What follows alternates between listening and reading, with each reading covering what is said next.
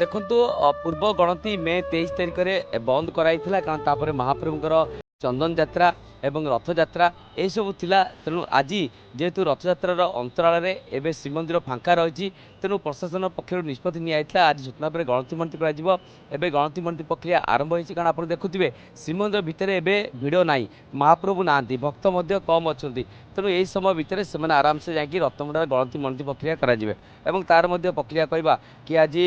ଯେଉଁଭଳି ଭାବରେ ଗଣତି ମଣତି ପ୍ରକ୍ରିୟା ଆରମ୍ଭ ହୋଇଛି, ଏଥିରେ ରତ୍ନ ବିଶାରଦ ମାନେ ମଧ୍ୟ ଯାଇଛନ୍ତି ଏବଂ ତା ସହିତ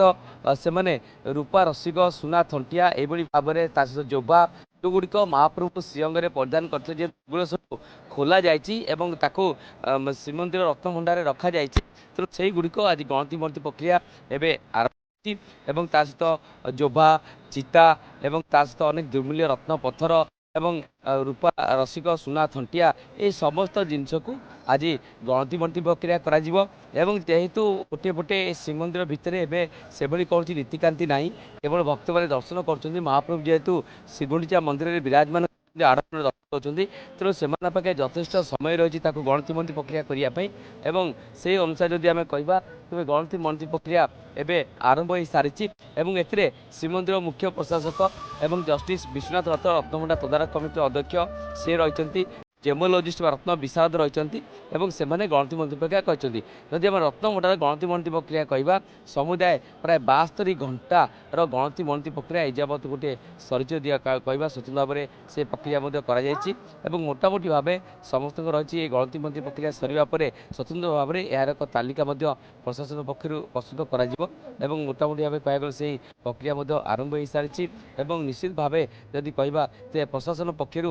ଆଜି ଏହି SOP ଅନୁସାରେ ଗଣତି ମଣତି ପ୍ରକ୍ରିୟା କରାଯାଉଛି। ଯେଉଁ SOPରେ କୁହାଯାଇଛି କି ଯେଭଳି ଭାବରେ କେବଳ ସମ୍ପୃକ୍ତ ପାଳିଆ ସେବାୟତ ଛଡ଼ା ସେ ଜାଗାକୁ କେହି ଯିବେ ନାହିଁ ଏବଂ ଜୟବିଜୟ ଦ୍ୱାରା ପେଡ଼ ଦ୍ୱାର ପାଖରେ କଡ଼ା ସୁରକ୍ଷା ବ୍ୟବସ୍ଥା ରହିବ ଏବଂ ଯେଉଁମାନେ ସିଧା ପ୍ରବେଶ କରିବେ ସେମାନେ ସ୍ୱତନ୍ତ୍ର ଭାବରେ ରତ୍ନଭଣ୍ଡାର ଭିତରକୁ ପ୍ରବେଶ କରିବେ ଏବଂ ଯେଭଳି ଭାବରେ ଟ୍ରେଜେରୀରୁ ଚାବି ଆସିବ ରତ୍ନଭଣ୍ଡାର ଚାବି ଖୋଲାଯିବ, ତା ଗୋଟିଏ ମହାଜନ ପାଖରେ ଚାବି ରହିଛି, ଏସବୁ ଚାବି ଖୋଲିବା ପରେ ସେ ଭିତରେ ସେମାନେ ପ୍ରବେଶ କରିଛନ୍ତି ଏବଂ ସୁଧଭୂତ ଭାବରେ ଗଣତି ପ୍ରକ୍ରିୟା ଆରମ୍ଭ ହୋଇଛି ଏବଂ ଆଜି ସେମାନଙ୍କୁ ଯଥେଷ୍ଟ ସମୟ ମିଳିବ এই ଗଣତି ମଣତି ପ୍ରକ୍ରିୟାକୁ ସାରିବା ପାଇଁ। କାରଣ ଆମେ ଜାଣିଛେ କି ଅନେକ ଜିନିଷର ଗଣତି ହେଲା, ଅର୍ଥାତ୍ ପ୍ରଥମେ ଚଳନ୍ତି ଭଣ୍ଡାର ଗଣତି କରାଗଲା, ତାପରେ ବାହାର ଭଣ୍ଡାର ଗଣତି କରାଗଲା ଏବଂ ତାପରେ ଭିତର ଭଣ୍ଡାର ଗଣତି ପ୍ରକ୍ରିୟା କରାଯାଇଥିଲା ଏବଂ ଆଉ ଭିତର ଭଣ୍ଡାର କିଛି ଅଂଶ ମଧ୍ୟ ପ୍ରାୟ 90 ଭାଗ ଭିତର ଭଣ୍ଡାର ଗଣତି ସରିଛି, ଆଉ କିଛି ଭାଗ ବାକି ଅଛି, ତା ପରବର୍ତ୍ତୀ ସମୟରେ କରାଯିବା ପାଇଁ ମଧ୍ୟ ମୁଖ୍ୟ ପ୍ରଶାସକ କହିଥିଲେ। କିନ୍ତୁ ଆଜି ଯେଉଁ ଗଣତି କରାଯାଉଛି ଯେଉଁଗୁଡ଼ିକ କି ମହାପ୍ରଭୁଙ୍କର ଶ୍ରୀଅଙ୍ଗରେ ରହିଥାଏ, ଯେମିତି ଆମେ କହୁଛେ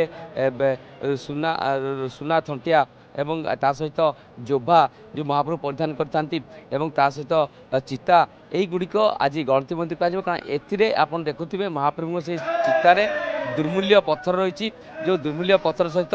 ମଣି ରହିଛି, ମୁକ୍ତା ରହିଛି ଏବଂ ସେଗୁଡ଼ିକ ସେମାନେ ଗଣତି ମଣତି ପ୍ରକ୍ରିୟାରେ ସାମିଲ ହେଉଛନ୍ତି ଏବଂ ତାକୁ ଗଣତି କରିବେ ତା ଦେହରେ କେତେ ରତିର ସ୍ୱର୍ଣ୍ଣ ପଥର ଅଛି, କେତେ ପରିମାଣ ସୁନା ରହିଛି ଏବଂ ଏ ଜିନିଷର ସମସ୍ତ ତଥ୍ୟ ରହିବ। ଯେଭଳି ଭାବରେ ଆମେ ଦେଖିଥିଲେ ପୂର୍ବ ଗଣତିରେ ଯେମିତି ଥିଲା କାଟଗୋରୀରେ କ'ଣ ରହୁଛି ଜିନିଷ